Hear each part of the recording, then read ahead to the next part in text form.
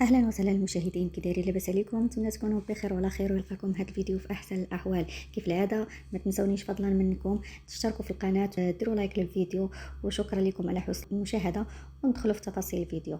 كيف ما شفنا زهير طليق الدسرة بانه نزل واحد الفيديو تيقول بانه راه تحددت لهم الجلسه بينه وبين الدسرة على ود الولد ديالو، بانه هو كيقول لها ما تبيني ليش ولدي، وهي كي بحال اللي كتحدى، بحال اللي كتقول له اعلى ما في خيلك سرجو وركب عليه. سمعتي هادشي اللي كتقصد به؟ كتقول لك كتحداني كل مره انا كنقول لها ما تبقيش تبيني لي ولدي وهي كتبينو. ومشى وعطاها انذار، ومشى عند الجمعيه ديال مدام البقالي وقال لهم كتبين لي الولد ديالي. كل مره هو كيخرج في فيديو كيقول لها ما تبيني ليش ولدي الا وهي كتحداه، مره تبين له رجليه او يديه او لا تبينو من ظهره او لا كتبينو كامل. زائد كنشوفوا الوليد محطوط معاها في التيك توك او لا في الانستغرام او لا في حتى في اليوتيوب. يعني هو هادشي هو اللي ما راضيش عليه وما باغيش نهائيا، ويا ما يوجه ليها رسائل وهي كي بحال اللي كتهمش ما كتهتمش لديك الرسائل اللي تيوجه ليها. لهذا التجأ للقانون وتحددت لهم الجلسه. هو اللي بغى الابن ديالو يكبر طبيعي بحال ولاد الشعب، يعني ما يكونش عنده حتى شي علاقه بالسوشيال ميديا. يعني الطفل يكبر ويقرا ويدوز طفولته مزيانه، وحتى زعما لا كبر كاع يعني دار ديك 18 عام ولا هذا، هو ديك الساعات حر في حياته. هاد الطفل هذا ديك الساعات لا بغى يفتح قناه كاع ويدير فيها شي محتوى زوين وهادف اللي يستافد منه عاود الدراري اللي يكونوا في اللاج ديالو، مرحبا. دابا هو التجأ للقانون وقال لك القانون هو اللي يفصل بيني وبينها. قال لي من حق الام ديالو تبينو في القناه، مرحبا. قال ليها ما تبينيش ولدك، مرحبا. هو التجأ للقانون هو اللي يفصل بيناتهم. صافي قال لك انا ولدي بغيتو يكبر طبيعي يدوز طفولته كيف ما قلت، ما بغاش ولده يطلع مشوه. قال لك انا تشوهت في اليوتيوب وحتى ولدي يتشوه. قال لك انا كنكون في المحل وتيبقاو يقولوا ها هو ها هو ها هو.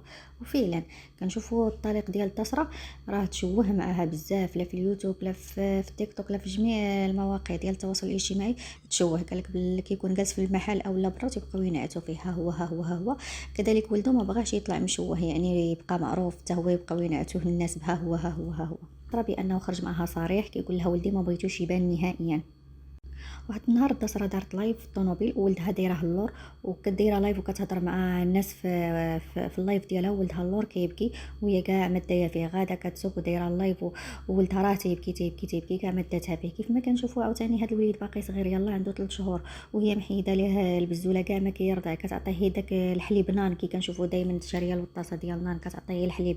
مع العلم ان هي ملي ولدت قالت لك ما شاء الله أنا عندها الحليب بزاف يعني اللي بقى كيرضع داك الوليد داك الحليب اللي عندها.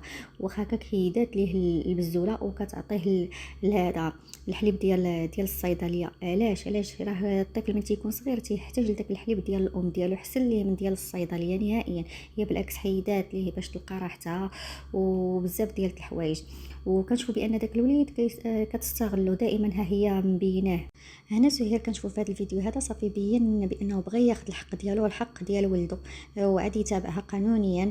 هذاك الشيء علاش صافي تحددت الجلسه ل 4 في شهر 6، وغادي نشوفوا ان شاء الله في 4 شهر 6 شنو عادي يكون في حق هذا الوليد هذا اللي باقي صغير. المهم خوتي خواتاتي، وصلنا لنهايه الفيديو. كان هذا هو خلاصه الفيديو اللي حط زهير راجل الدسرة بانه صافي التجأ للقانون. حيت كنا شفناه مشى لشوف تيفي ومشى عند الجمعيه ديال مدام البقالي، تحياتي ليها. يعني كان كيطالب بان ولده كاع ما يبان، وهي كاع ما كتسمع ليه نهائيا. تدير داكشي اللي بغات، يعني كتستفزو كتقول له بحال اللي على ما في خيلك ركبوا وسرجوا. وهو التجأ للقانون. وغادي نشوف ان شاء الله الجلسه نهار 4 في شهر 6 شنو غادي يكون. ما تنسونيش خوتي خواتاتي من اللايك ومن الاشتراك في القناه، وشكرا لكم.